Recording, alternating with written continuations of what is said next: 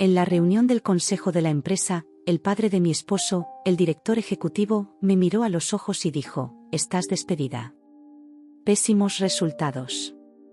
Esa noche, mi esposo deslizó una lista de refugios sobre la mesa y susurró: «Ahora estás sola». Salí en silencio. Días después, él y su padre no dejaban de llamarme. 78 llamadas perdidas. Después de descubrir quién era realmente, pensé que lo peor de mi día había sido ser despedida por mi suegro frente a testigos. Me escoltaron fuera del edificio como si hubiera cometido un crimen. Luego llegué a casa y encontré a mi esposo Jack sentado en la barra de la cocina con un vaso de whisky y una hoja de papel. La deslizó por el mostrador sin mirarme. Una lista impresa de refugios para mujeres en la ciudad, cada uno resaltado en amarillo, uno de ellos con un círculo y una nota con su letra, más cercano a la línea del metro. «Ahora que estás desempleada», dijo con voz plana y sin emoción, «este arreglo ya no me funciona». Me quedé allí sosteniendo esa lista, entendiendo con brutal claridad que me habían tendido una trampa. Ambos lo habían planeado.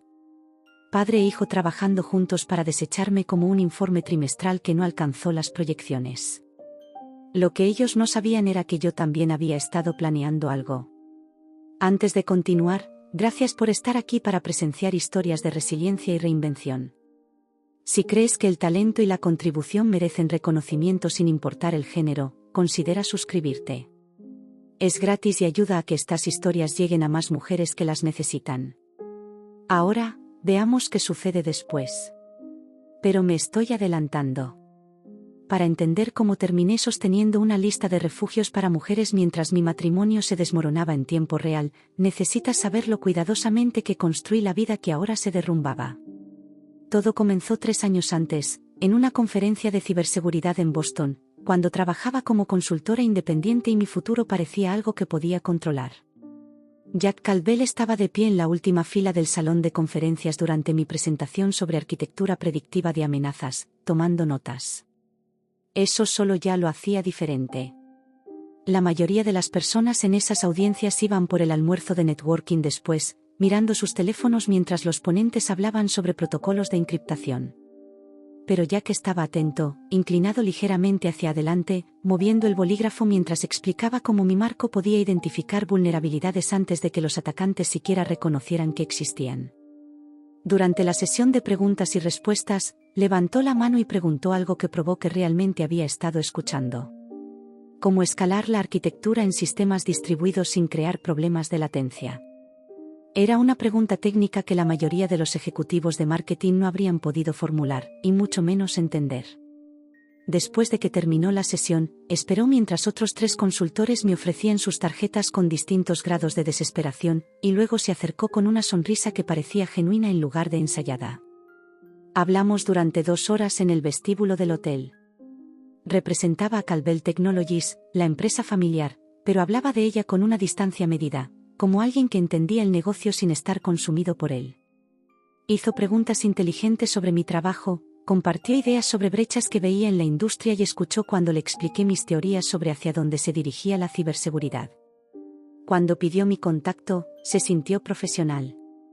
Cuando llamó 3 días después para invitarme a cenar, se sintió como una posibilidad. Nuestro noviazgo se desarrolló con lo que interpreté como una deliberación respetuosa. Jack me introdujo a su mundo gradualmente. Primero cenas informales, luego un fin de semana en Cape Cod donde caminamos por la playa y hablamos de todo excepto del trabajo. Después, poco a poco, su círculo social de amigos universitarios y socios de negocios. Nunca se apresuró, nunca presionó por más de lo que yo estaba lista para dar. Siempre se aseguraba de que me sintiera cómoda con cada paso. En ese momento, esa paciencia me pareció respeto. Ahora veo que también era evaluación. Cada etapa era una prueba para ver si encajaba en el espacio que ya había designado para mí. 6 meses después de conocernos, Jack me llevó de vuelta a ese mismo hotel de Boston donde habíamos hablado por primera vez. Mismo vestíbulo, conversación diferente. Me propuso matrimonio durante un café en lugar de champán, con jeans en lugar de traje, con un anillo hermoso pero no ostentoso. Todo en el gesto se sintió auténtico, como si entendiera que yo valoraba la sustancia por encima de la apariencia, la asociación por encima del espectáculo. Dije que sí antes de que terminara de preguntar, segura de haber encontrado a alguien que me veía como su igual y no como una adquisición. La reacción de mi madre llegó como una advertencia climática que elegí ignorar. Cuando la llamé para darle la noticia, hubo una larga pausa antes de que dijera, con mucho cuidado: «Eso es maravilloso, cariño. Solo recuerda que familias como los Calvel funcionan de manera diferente a la gente como nosotros. Siempre serás una extraña para ellos, sin importar lo que te prometa Jack». Desestimé su preocupación como cinismo generacional, la visión de alguien que había luchado económicamente toda su vida y no podía imaginar que la riqueza operara con verdadera meritocracia. Jack me había asegurado repetidamente que su padre valoraba la experiencia y los resultados, que Henry Calvel había construido su empresa reconociendo el talento sin importar el origen o el linaje.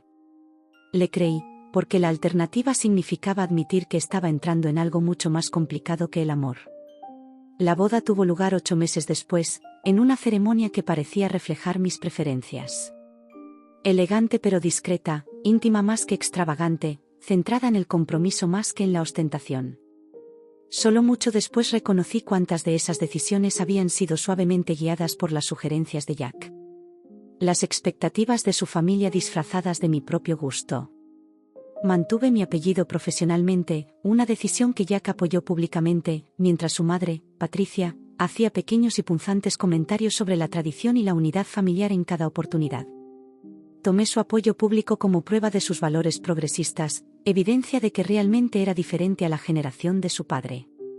Ahora entiendo que simplemente era otra actuación, dándome la ilusión de independencia mientras los parámetros de mi nueva vida se trazaban a mi alrededor con tinta invisible. 2 meses después de nuestro matrimonio, Henry Calvel me llamó a su oficina en Calvel Technologies. El edificio en sí estaba diseñado para intimidar, todo de vidrio y ángulos de acero, un vestíbulo con techos de 3 pisos de altura, protocolos de seguridad que requerían pasar por 5 controles de acceso solo para llegar al piso ejecutivo. La oficina de Henry ocupaba una esquina principal con vistas panorámicas de la ciudad, amueblada con un escritorio lo bastante grande como para aterrizar una avioneta y sillas colocadas a alturas calculadas para que los visitantes lo miraran hacia arriba, quisieran o no. Me indicó que me sentara en la silla más baja, una dinámica de poder tan obvia que rozaba la parodia. Violet, comenzó, usando mi nombre de pila con la familiaridad casual de alguien que considera esa intimidad un privilegio, no algo que deba ganarse. Jack me dice que eres una de las mentes más brillantes en ciberseguridad. Podríamos usar a alguien con tus habilidades en nuestro equipo. Dijo esto como si me estuviera ofreciendo una oportunidad extraordinaria, en lugar de cumplir con una obligación familiar de emplear a su nueva nuera en algún puesto visible pero controlado. El puesto era de analista de sistemas de nivel medio, responsable de mantener la infraestructura de seguridad existente y ejecutar diagnósticos rutinarios. El salario era un 30% menor de lo que ganaba como consultora independiente, un detalle que Henry mencionó con la clara expectativa de que entendiera que pertenecer a la familia implicaba ciertos sacrificios financieros. El trabajo en sí sonaba poco desafiante, pero Henry lo presentó como una base desde la cual podría demostrar mi valía con el tiempo. Jack me había animado a aceptar durante nuestra conversación la noche anterior, presentándolo como una inversión en nuestro matrimonio, horarios estables, sin más viajes a diferentes ciudades para atender clientes, la posibilidad de construir realmente una vida juntos en lugar de coordinar nuestras agendas de trabajo. Su lógica tenía sentido superficialmente. Me convencí de que el recorte salarial sería temporal, que demostraría mi valor rápidamente y ascendería por méritos, que trabajar para la empresa de mi suegro eventualmente abriría puertas en lugar de cerrarlas. Acepté el puesto al día siguiente, uniéndome oficialmente a Calvel Technologies como la nuera del director ejecutivo y como una empleada que, casualmente, tenía las habilidades adecuadas. La realidad del trabajo se reveló en la primera semana. Henry me asignó tareas de mantenimiento que un pasante competente podría haber manejado: actualizar configuraciones de cortafuegos según las especificaciones del proveedor, realizar auditorías de seguridad en sistemas que yo misma habría podido rediseñar desde cero para que fueran mucho más efectivos. Cuando redacté propuestas para mejorar la infraestructura, que habrían ahorrado a la empresa una cantidad considerable de dinero y aumentado drásticamente su nivel de seguridad, fueron recibidas con asentimientos educados y luego desaparecieron en los sistemas de archivos para no ser mencionadas nunca más. Mis sugerencias en las reuniones de equipo eran reconocidas con esa paciencia condescendiente que la gente reserva para los niños que aún no entienden cómo funciona el mundo adulto. Estaba allí para cumplir un papel, no para contribuir de manera significativa. La empresa me había contratado como prueba de sus valores progresistas, una credencial que podían mostrar cuando hablaban de su compromiso con la diversidad y la tecnología. Míranos. Tenemos a la nuera del director ejecutivo trabajando como analista de sistemas. Qué modernos y meritocráticos somos. La ironía de estar sobrecalificada para mis tareas asignadas y al mismo tiempo completamente ignorada por mi verdadera experiencia no pasó desapercibida para mí. Pero me repetía que sería temporal. Que me probaría, ganaría reconocimiento, ascendería por resultados. Era lo bastante ingenua como para creer que el rendimiento eventualmente importaría más que la política interna. 6 meses de esa asfixia profesional me llevaron a empezar a construir algo en secreto. Por las noches, cuando la oficina se vaciaba y solo quedaba el personal de limpieza, comencé a diseñar un nuevo marco de seguridad en mi computadora personal, almacenando todo en servidores encriptados que no tenían ninguna conexión con los sistemas de Caldwell Technologies. Lo llamé el protocolo Centinela, una arquitectura basada en el análisis predictivo de amenazas en lugar de defensas reactivas, usando algoritmos de reconocimiento de patrones que había perfeccionado durante mi carrera como consultora. Cada componente estaba meticulosamente documentado y patentado bajo mi apellido de soltera a través de una compañía de responsabilidad limitada que registré en Delaware. Monroe Security Solutions, una empresa fantasma que existía solo en papel y en la infraestructura digital que iba construyendo línea por línea, función por función. Jack nunca preguntó por qué me quedaba hasta tarde en la oficina. Henry nunca cuestionó en qué podría estar trabajando más allá de mis tareas asignadas. Ambos operaban bajo la cómoda suposición de que simplemente estaba tratando de demostrar mi valía, dedicando horas extra para ganarme la aceptación de una familia y una empresa que supuestamente me habían acogido con generosidad. Lo que no entendían en lo más mínimo era que había dejado de buscar su aceptación por completo. Estaba construyendo una vía de escape, creando algo que me perteneciera exclusivamente en un mundo donde todo lo demás parecía deslizarse lentamente fuera de mi control. La ironía es que en ese momento no planeaba venganza. Simplemente estaba siendo cuidadosa, protegiendo mi propiedad intelectual de personas que ya habían demostrado que no valoraban mis aportes lo suficiente como para utilizarlos. Estaba creando un seguro contra un futuro que aún no podía articular, pero que, de alguna manera, sentía que se acercaba.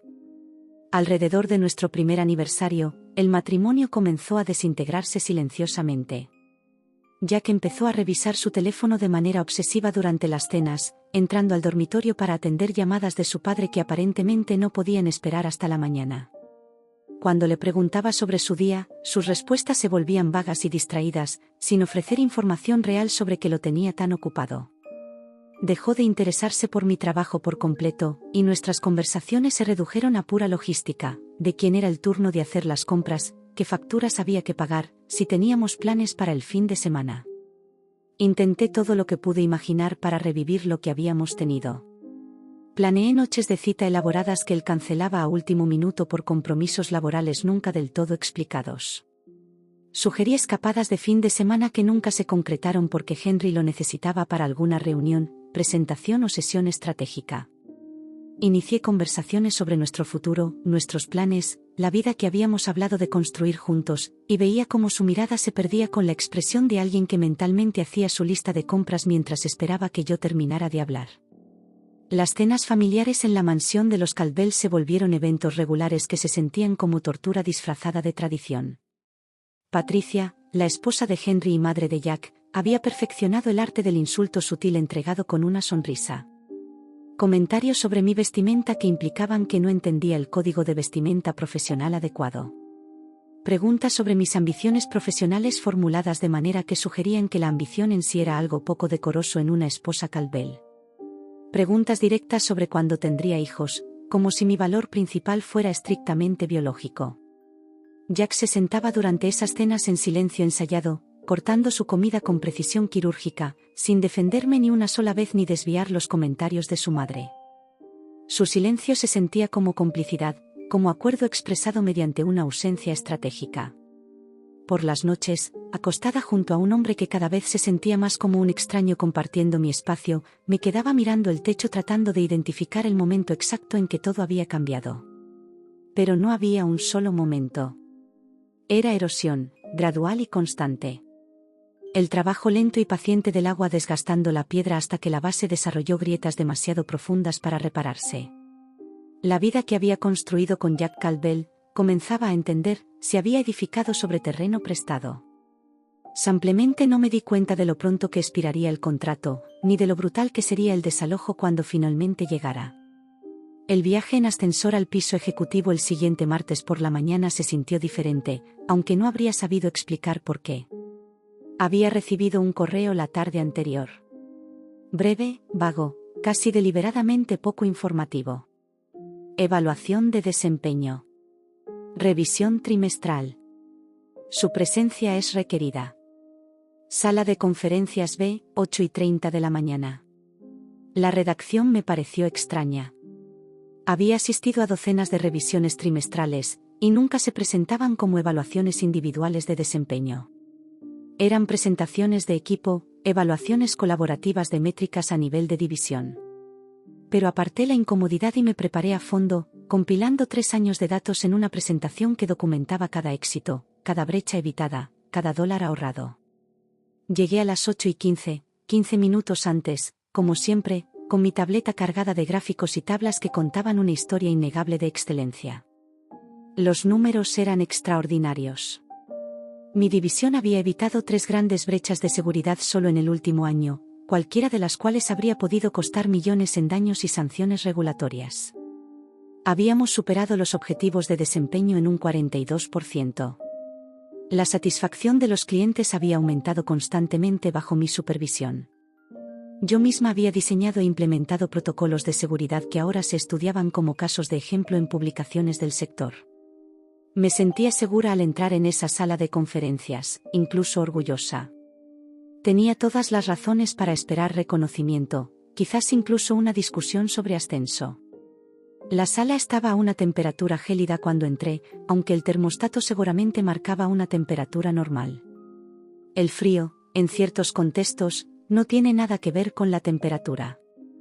Henry estaba sentado a la cabecera de la mesa, en su habitual posición de autoridad, pero las personas a su lado me hicieron que el estómago se me encogiera antes de que mi mente consciente registrara por qué. Marcus, del departamento de operaciones, un hombre con el que había interactuado quizás 2 veces en 3 años, ambas brevemente. Una mujer con traje oscuro que no reconocí, sosteniendo un bloc de notas con la postura cuidadosa de alguien cuyo trabajo consistía en presenciar cosas y documentarlas con precisión. Nadie de mi equipo estaba presente. Ni una sola persona que pudiera corroborar mi trabajo, hablar de los verdaderos resultados o aportar un contrapeso a la narrativa que estaban a punto de construir. Debería haberme dado la vuelta y marcharme en ese momento. La trampa era obvia, en retrospectiva, aislada, superada en número, enfrentando a personas sin conocimiento directo de mis aportes ni interés en reconocerlos.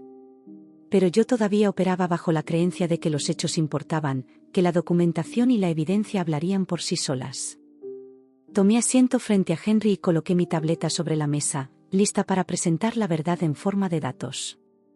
Henry no sonrió. No ofreció café, ni hizo conversación trivial, ni reconoció la presentación que claramente había preparado. Simplemente barajó un montón de papeles con una precisión teatral, cada movimiento deliberado y pausado, diseñado para hacerme esperar, para hacerme dudar y sentir el peso de mi propia incertidumbre. Cuando finalmente levantó la mirada y habló, su voz llevaba la autoridad suave y ensayada de alguien que ha dado malas noticias muchas veces antes y que hace mucho dejó de sentir algo al respecto. Violet, comenzó, usando mi nombre de pila con la familiaridad que la familia técnicamente permitía, pero que se sentía fuera de lugar en ese contexto, clínica y distante. Hemos estado revisando los indicadores de desempeño de tu división durante los últimos trimestres.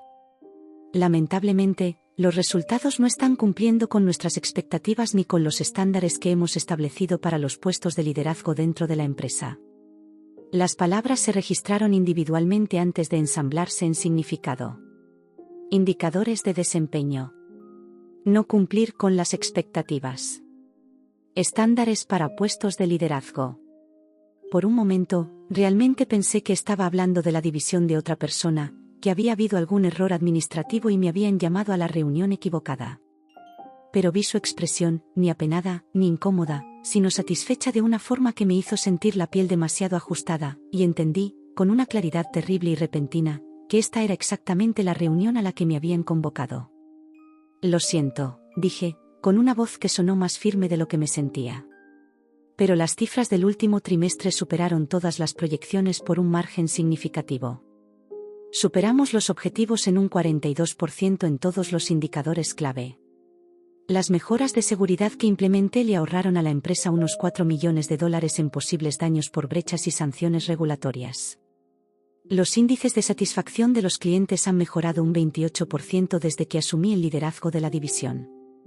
Extendí la mano hacia mi tableta, los dedos moviéndose automáticamente para mostrar las hojas de cálculo y los gráficos que había preparado, la representación visual del éxito innegable. Henry ni siquiera miró la pantalla. Simplemente sonrió, y esa expresión hizo que algo frío se asentara en mi pecho, porque ya había visto esa sonrisa antes. Era la sonrisa de alguien que ya había ganado, que tenía todas las cartas importantes, que sabía que los hechos y las pruebas eran irrelevantes frente al poder de decidir y ejecutar el resultado. No es nada personal, Violet. Es solo negocio, dijo con la seguridad casual de quien ha usado esa frase muchas veces, una línea que lo absolvía de responsabilidad mientras mantenía la ficción de la neutralidad profesional. La absurdidad de la frase era casi impresionante. ¿Cómo podía ser algo, no personal, despedir a alguien con base en problemas de desempeño inventados? Pero vi la verdad en sus ojos. El cálculo, el resultado predeterminado, la certeza de que él controlaba completamente la situación y que mis protestas eran solo una formalidad antes de proceder con lo que ya había decidido. Deslizó un sobre por la mesa con la misma precisión teatral con la que antes había barajado los papeles. Mi nombre completo estaba mecanografiado en el frente con una fuente empresarial formal, Miss Violet Monroe, no Violet Caldwell, apellido que nunca adopté legalmente, aunque algunos miembros de la familia lo usaban ocasionalmente. Monroe. El uso de mi apellido de soltera se sentía intencional, una afirmación sutil de que nunca había pertenecido realmente a su familia, que cualquier vínculo que hubiera creído tener a través del matrimonio estaba siendo formalmente cortado. Tu despido es efectivo de inmediato, continuó Henry, con un tono que sugería que estaba leyendo de un guión memorizado. Seguridad te acompañará a tu escritorio para recoger tus pertenencias personales. Tus credenciales de acceso serán desactivadas a partir de las 9 de esta mañana. Recursos Humanos se pondrá en contacto contigo respecto al pago final y los procedimientos de terminación de beneficios. La abogada, porque obviamente eso era lo que era la mujer desconocida, tomó nota con cuidado en su blog legal, documentando cada palabra para el archivo que estaban construyendo. Marcus seguía sin mirarme a los ojos, concentrado en un punto más allá de mi hombro izquierdo, como si el contacto visual pudiera hacerlo cómplice de algo que prefería no reconocer. Y yo me senté allí, sosteniendo ese sobre, mi carta de despido, entendiendo que esto nunca había sido sobre mi desempeño. Se trataba de poder y de control, de la necesidad de Henry de eliminar a cualquiera que amenazara su narrativa de genio singular, su posición como el centro irreemplazable de Caldwell Technologies. Me había vuelto demasiado competente, demasiado visible, demasiado exitosa de formas que me hacían destacar a mí, no a él. La división que dirigía estaba siendo reconocida en publicaciones del sector. Los clientes pedían específicamente trabajar con mi equipo. Otras empresas habían empezado a contactarme discretamente, con preguntas sutiles sobre si estaría interesada en ocupar puestos de liderazgo en otro lugar. Había creído que esos eran signos de éxito, validación de que mi trabajo importaba. Lo que no entendí fue que, para alguien como Henry, mi éxito era una amenaza, mi visibilidad un desafío, y mi creciente reputación algo que debía ser eliminado antes de eclipsar la suya propia. Me puse de pie lentamente, tomando la carta de despido con manos que, de algún modo, no temblaban a pesar de la adrenalina recorriendo mi cuerpo. Eso vendría después, la manifestación física del shock, la rabia y la traición. Pero en ese momento funcionaba en piloto automático, con una parte más profunda de mi cerebro asumiendo el control para navegar la situación inmediata con la precisión mecánica del instinto puro de supervivencia. Recuerdo la salida, dije en voz baja, mirándolo directamente, manteniendo el contacto visual hasta que fue él quien apartó la mirada primero. Es el mismo camino que usé cuando construí la mitad de los sistemas que mantienen esta empresa en funcionamiento. Los sistemas que evitaron esas 3 brechas, la infraestructura que genera los ingresos que pagan por esta sala de conferencias, tu café importado y la satisfacción que obtienes de este momento. Su expresión titubeó entonces, solo por un segundo. Algo que podría haber sido incertidumbre, o el reconocimiento de que tal vez había calculado mal algo importante. Pero pasó rápido, reemplazado por la satisfacción arrogante de un hombre que creía haber ejecutado su plan a la perfección y que no estaba especialmente preocupado por las consecuencias a largo plazo que aún no podía ver venir. Reuní mis pertenencias personales bajo la vigilancia de un guardia de seguridad llamado Michei, a quien yo misma había entrenado en nuestros protocolos de acceso 6 meses atrás. Tampoco me miró mientras permanecía a 1 metro de distancia, testigo de mi humillación, con la postura incómoda de alguien que sabía que aquello estaba mal, pero que no tenía poder para cambiarlo. Empaqué mi taza de café con el asa rota, la que llevaba de casa, la foto enmarcada de mi madre en mi graduación universitaria, y una pequeña planta suculenta que, de algún modo, había sobrevivido 2 años en una oficina con aire reciclado y luces fluorescentes. Esos objetos que habían hecho que mi espacio de trabajo se sintiera apenas un poco personal eran ahora evidencia de mi condición temporal. Fácilmente guardados en una caja de cartón y llevados fuera. Mi credencial de seguridad pesaba más de lo que debería cuando la dejé caer en la bandeja de devoluciones en la recepción. Angela, la recepcionista con la que charlaba cada mañana desde hacía 2 años sobre sus hijos, sus clases nocturnas y sus sueños de conseguir un puesto administrativo, tampoco pudo mirarme a los ojos. Tampoco pudieron los desarrolladores junior a los que había mentoreado, ni Peterson, del área de TI, que observaba desde el pasillo con la expresión de quien presencia un accidente de tráfico, horrorizado, pero incapaz de apartar la vista. Todos sabían lo mismo que yo. Lo que todos en ese edificio entendían, pero nunca dirían abiertamente, malos resultados, era el código corporativo para, te estamos eliminando antes de que te vuelvas demasiado poderosa. Antes de que tu competencia se volviera tan innegable que no pudiéramos mantener la ficción de que estás aquí por un favor y no porque realmente eres valiosa. El camino de regreso a casa se sintió irreal, desconectado, como si estuviera viendo imágenes de la vida de otra persona. El tráfico avanzaba a su ritmo habitual, la gente seguía con sus rutinas diarias, completamente ajena a que mi identidad profesional acababa de ser desmantelada sistemáticamente. Conduje de manera automática, mis manos tomando los giros conocidos mientras mi mente daba vueltas inútiles entre la incredulidad, la rabia, la humillación y la confusión. ¿Por qué ahora, precisamente? ¿Qué había cambiado en las últimas semanas para provocar esto? Los números eran innegables, el éxito estaba documentado y verificado. A menos que ese fuera justamente el problema. Tal vez me había vuelto demasiado exitosa, demasiado visible, una amenaza para la narrativa cuidadosamente construida por Henry, esa que lo presentaba como el genio único detrás del éxito de Caldwell Technologies. Pensé en llamar a mi madre, pero ya podía oír su voz repitiendo lo que me advirtió hace 3 años. Familias como los Caldwell nunca aceptan realmente a los de fuera, sin importar lo calificados que sean o con quién se casen. Pensé en llamar a Sara, mi mejor amiga desde la universidad, pero, ¿qué podría decirle? ¿Qué me habían despedido por ser demasiado buena en mi trabajo? Sonaba absurdo, incluso en mi propia cabeza.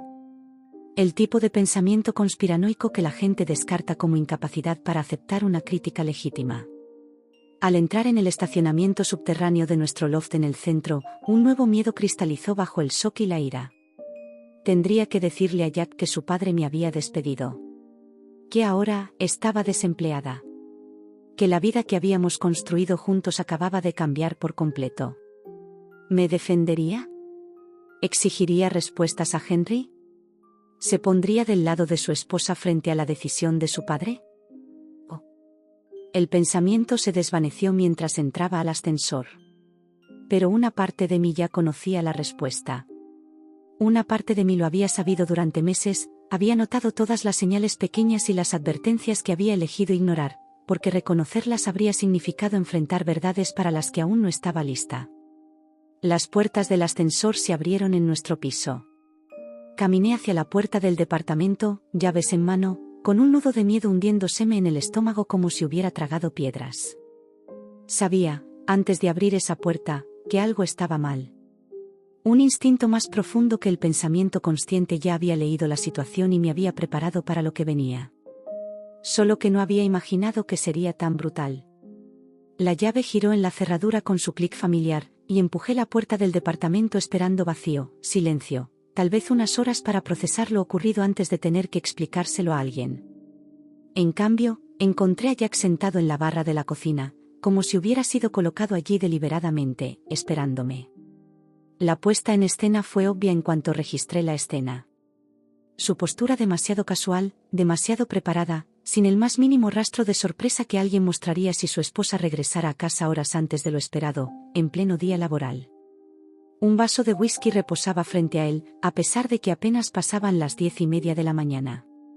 Su laptop estaba abierta, inclinada justo lo suficiente para que pudiera ver las páginas de anuncios inmobiliarios en la pantalla. No eran nuestras propiedades, ni lugares que pudiéramos mirar juntos pensando en una futura mudanza o inversión. Eran departamentos y condominios de una sola habitación, diseñados para un hombre viviendo solo.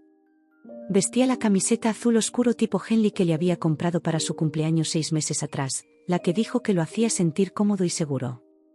Se veía completamente tranquilo mientras mi mundo aún ardía por la reunión que había terminado hacía menos de una hora. «Llegas temprano», dijo, con un tono sin sorpresa, sin preocupación, sin alarma.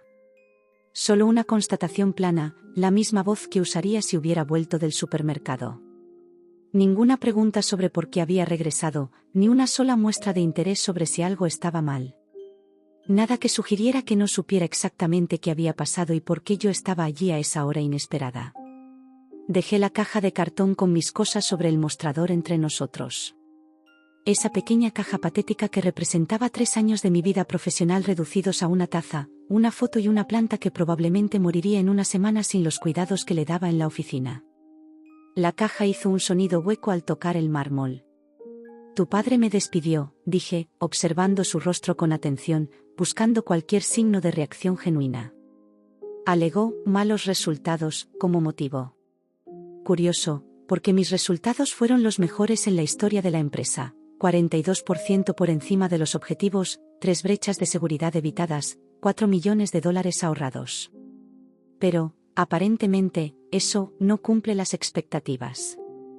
Jack dio un sorbo lento y deliberado a su whisky, y vi algo cambiar en su expresión. No era culpa, eso requeriría que sintiera que había hecho algo mal, ni sorpresa, lo que implicaría que esta información fuera nueva para él. Era resignación. La mirada de alguien que había estado esperando esta conversación y que, ahora que finalmente ocurría, se sentía aliviado de poder pasar a lo que venía después.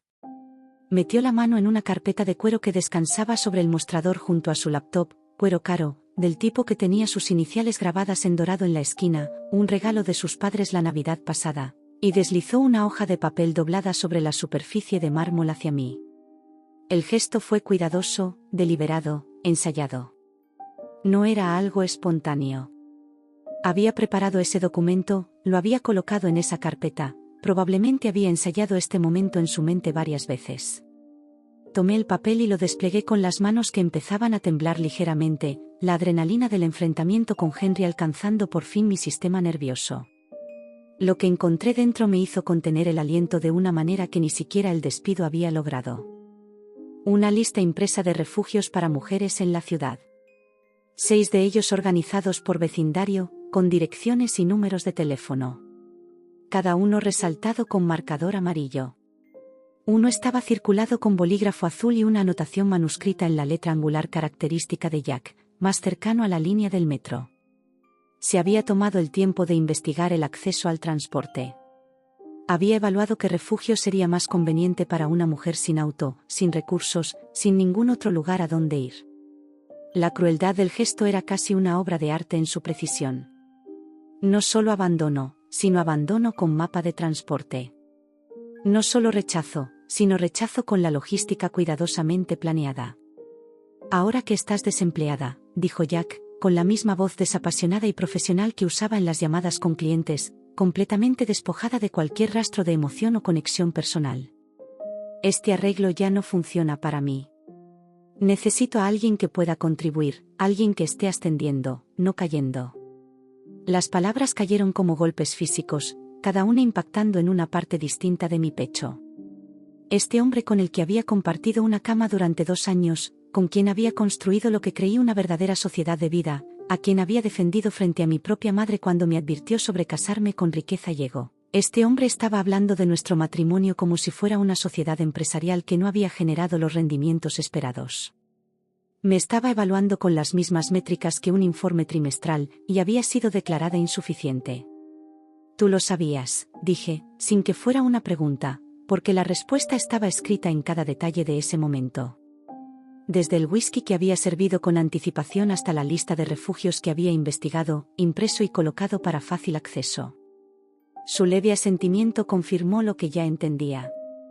Papá me dijo la semana pasada que planeaba reestructurar tu división.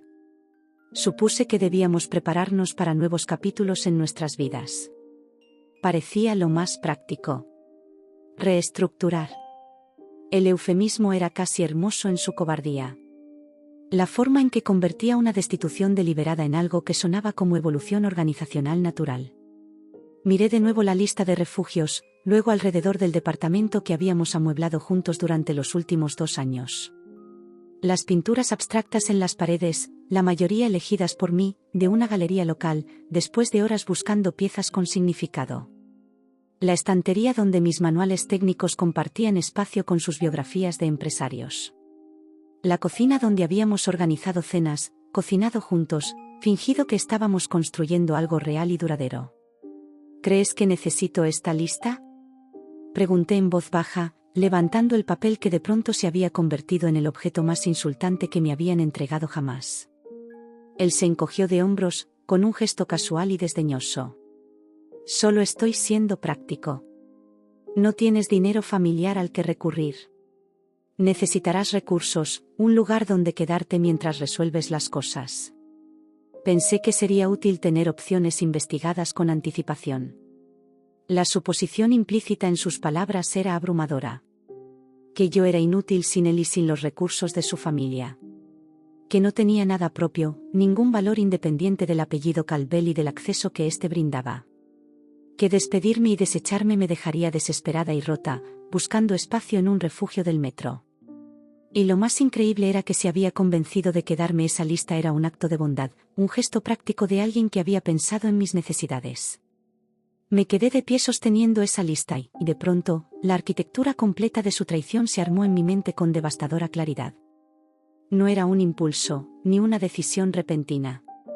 Era coordinación. Planificación cuidadosa. Una estrategia ejecutada entre padre e hijo con la misma precisión que aplicaban a cualquier negocio. Henry le había contado a Jack hacía una semana, 7 días enteros. Lo que significaba que Jack había pasado una semana completa sabiendo que su padre planeaba despedirme, sabiendo que él mismo planeaba terminar nuestro matrimonio, y no dijo nada. Continuó con la farsa de la normalidad, desayunando conmigo, besándome al salir de casa, haciendo preguntas casuales sobre mi día al regresar. Todo mientras guardaba este secreto como munición, esperando el momento exacto para usarlo. ¿Cuántas noches había dormido junto a mí planeando esta salida? ¿Cuántas conversaciones habrían tenido padre e hijo sobre el problema de Violet? La esposa que se volvió inconveniente. La empleada demasiado competente, demasiado visible, demasiado amenazante para su jerarquía cuidadosamente mantenida. Pensé en nuestro primer aniversario, en el enfriamiento gradual del afecto de Jack en los meses siguientes. Sus ausencias cada vez más frecuentes, sus excusas vagas sobre dónde estaba y en qué ocupaba su tiempo. No habían sido dificultades normales de matrimonio ni la evolución natural de una relación. Había sido preparación. Retiro emocional estratégico. Había estado retirando su inversión poco a poco, protegiéndose del impacto que sabía que vendría, asegurándose de que, cuando llegara el momento de ejecutar su salida, ya estuviera emocionalmente blindado. Y yo, me culpé. Durante meses internalicé la distancia entre nosotros como mi propio fracaso. No esforzarme lo suficiente, no ser lo bastante atenta, no ser una buena esposa. Audicioné desesperadamente para un papel que ya había sido recasteado, actuando para jueces que ya habían escrito su veredicto y solo esperaban el momento adecuado para dictarlo. La vergüenza de esa realización ardió más que la ira, se grabó más profundo que la traición misma. Había sido tan minuciosamente manipulada, tan perfectamente manejada, y participé en mi propio engaño por querer creer que ese matrimonio era real. Me habré ido por la mañana, dije, con una voz más firme de lo que sentía, sacando fuerzas de una reserva de dignidad que no sabía que aún tenía. Jack pareció aliviado. Sus hombros se relajaron, la tensión se disipó. Probablemente esperaba lágrimas, súplicas, negociaciones. Mi calma lo desconcertó, pero también lo complació, una ruptura limpia, sin drama, sin complicaciones, sin escenas incómodas que lo obligaran a sentirse culpable. No vio lo que realmente estaba ocurriendo dentro de mí en ese instante. No era rabia, aunque vendría después. No era tristeza, aunque también estaba allí, enterrada bajo capas de shock. Lo que se cristalizó en mi pecho fue algo más frío, más afilado, claridad. Una certeza cortante que atravesó cada ilusión y autoengaño sobre quiénes eran realmente y lo que yo había significado para ellos. Esa noche empaqué con método, mientras Jack permanecía en la sala, probablemente mirando listados inmobiliarios, planeando su nuevo capítulo, con la misma eficiencia con la que había terminado este. No me llevé todo. Eso habría requerido varios viajes, extendiendo una humillación que ya era demasiado. Tomé solo lo que importaba, lo que realmente era mío y no simples accesorios del papel que había estado interpretando. Mi laptop, con 3 años de trabajo y documentación. Mis discos de respaldo, etiquetados inocentemente como fotos personales y documentos familiares. El disco duro externo que había mantenido oculto al fondo del closet, con cada patente, cada línea de código, cada documento relacionado con Monroe Security Solutions. Dejé atrás las joyas que Jack me había regalado. Piezas caras que nunca habían sido mías, demasiado ostentosas, diseñadas para mostrar riqueza, no afecto. También la ropa de diseñador que su madre me había alentado a comprar. Prendas que nunca me quedaban bien porque habían sido creadas para alguien interpretando un papel distinto del mío. Todo el decorado de una vida que había intentado ponerme como ropa de otra persona. Lo que Jack y Henry no sabían era que yo no era Violet Monroe, la desempleada sin rumbo. Era Violet Monroe, la fundadora y principal titular de las patentes del sistema de seguridad que sostenía toda la infraestructura de Caldwell Technologies. Ellos pensaban que habían despedido a una empleada, descartado a una esposa incómoda, eliminado un problema. Lo que realmente habían hecho era rescindir el contrato de licencia con la arquitecta que había construido los cimientos de su imperio.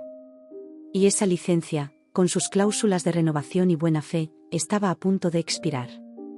Salí del departamento antes del amanecer, con 2 maletas y la caja de cartón de mi oficina, dejando atrás un matrimonio y una vida que nunca habían sido realmente míos.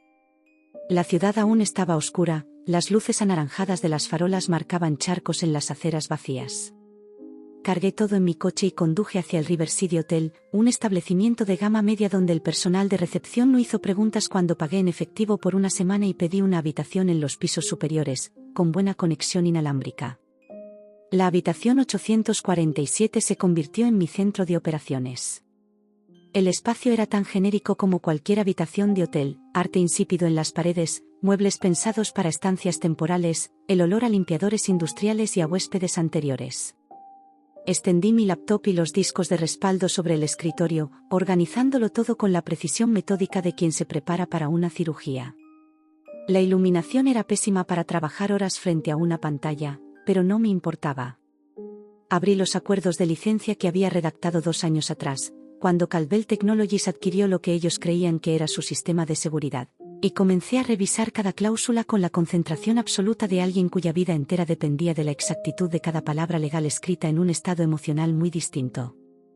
Las primeras horas en el Riverside se desvanecieron en un silencio denso, apenas interrumpido por el zumbido constante del sistema de ventilación. Afuera, el amanecer teñía el río de reflejos cobrizos, pero dentro de esa habitación el tiempo parecía suspendido, como si el mundo esperara a que yo decidiera en qué dirección volvería a girar. Frente a mí, la pantalla del portátil mostraba líneas de código que conocía mejor que mis propias cicatrices. Cada una escrita por mis manos, cada fragmento una extensión de mi mente. Caldwell Technologies no lo sabía todavía, pero su seguridad, su reputación, sus contratos, su valor en bolsa, dependía de mí más de lo que jamás habían admitido. y esa dependencia tenía fecha de caducidad. Mientras revisaba los documentos, una calma precisa se instaló en mi cuerpo. No era resignación. Era enfoque. La clase de claridad que solo llega cuando ya no queda nada que perder. Había pasado años construyendo para otros, asegurando sus sistemas, protegiendo sus imperios. Ahora, por primera vez, iba a construir algo para mí. Guardé los archivos en una nueva carpeta, Proyecto Origin. No era venganza. Era restitución. Una reconstrucción de lo que me habían arrebatado. Afuera, la ciudad comenzaba a despertarse. Autos, sirenas, ruido. El flujo de una vida que seguía como si mi mundo no se hubiese derrumbado horas antes. Me levanté, crucé la habitación y me miré en el espejo. No vi a la mujer que Henry había despedido ni a la esposa que Jack había descartado. Vi a alguien nuevo. Alguien forjado en la pérdida, afinado en la precisión del dolor. Tomé una respiración profunda y cerré el portátil. Tenía 7 días antes de que la licencia expirara. 7 días para decidir si dejaría que Calvel Technologies colapsara bajo su propia arrogancia o si convertiría esa caída en el cimiento de mi nueva creación. La respuesta no tardó en formarse, nítida, inevitable. No iba a destruirlos. Iba a superarlos. Y cuando el reloj marcó las 7, con la luz del sol atravesando las cortinas del Riverside, Violet Monroe volvió a trabajar. No como víctima, sino como arquitecta de su propio renacimiento.